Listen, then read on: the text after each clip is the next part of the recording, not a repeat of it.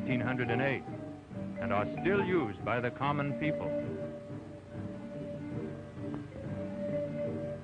Life is fascinating anywhere in Bali, but never more so than in its markets.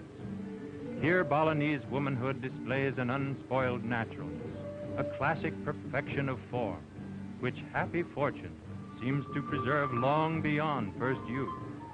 Rarely aging early, as in most tropic lands, these women in their prime all have style, personality, and betel nut, the chewing gum of the tropics.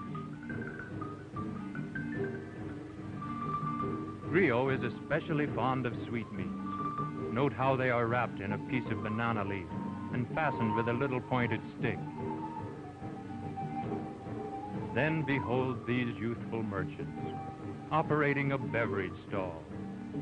Where in all the world is there beauty equal to this? Or bashful charm comparable to this? Heavily laden with their many purchases, Toggle and Griot are ready to start home. Their baskets resemble immense tiaras as the girls swing along with swaying hips and a supple ease that are a joy to behold. Along the mother and father Wayan are trying to guess what new dish their talented daughters have cooked up today. It is quite probable that it will be rice, but whether it is mingled with peppers, ginger, red beans, spiced vegetables, or tiny cubes of pork or chicken will be the surprise. The red beans win. About a year ago, a Chinese trader visited Bedulu.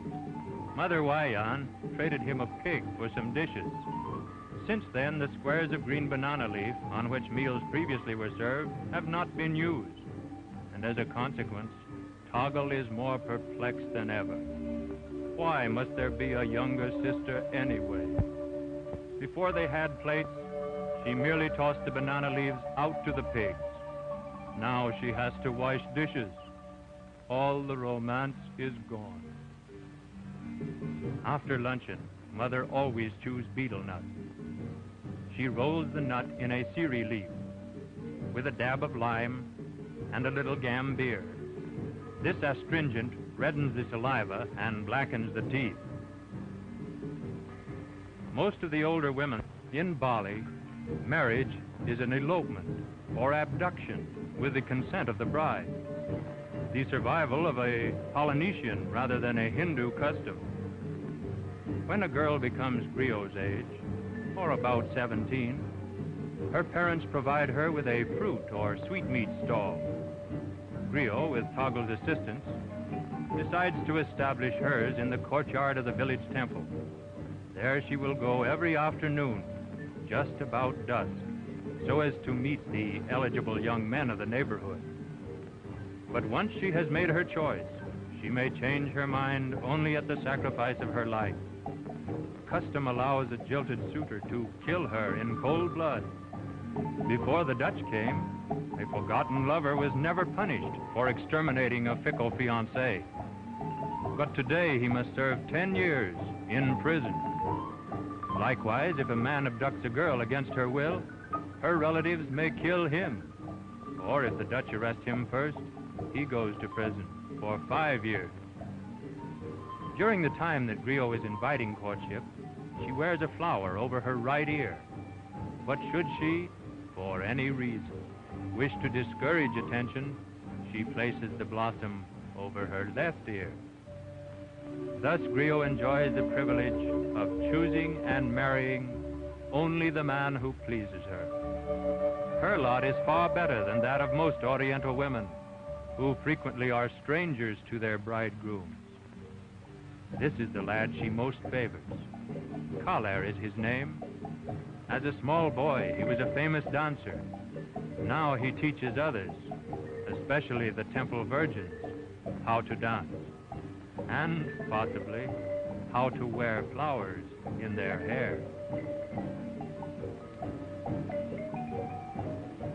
Toggle indicates her approval of Kaler by tying her headcloth.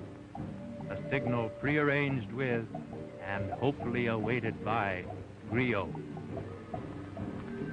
With Collier, Griot and Collier meet secretly each evening at sunset. Her mother, by discreet questioning, has ascertained Collier's identity.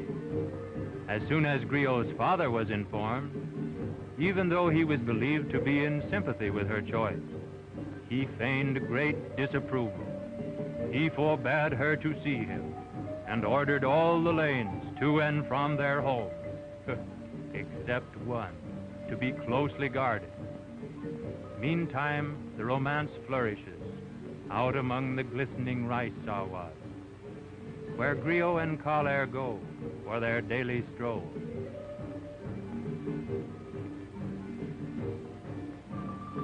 Days breathing the pageantry and mystery of the tropics slip by like phantoms in a dream.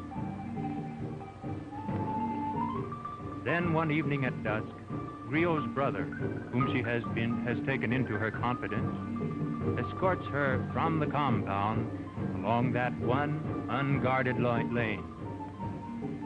In the woods at the rear, she is delivered to her lover. They then elope in accordance with the aboriginal custom that man must take his woman despite every obstacle.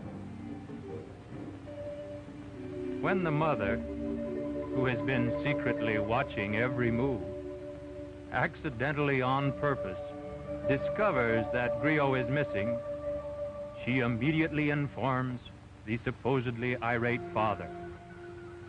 He sends the guilty brother to sound the alarm. The clatter of the wooden gong summons the entire family and all the neighbors, so that the father, according to custom, may rant and rave of their misfortune. Why, he may even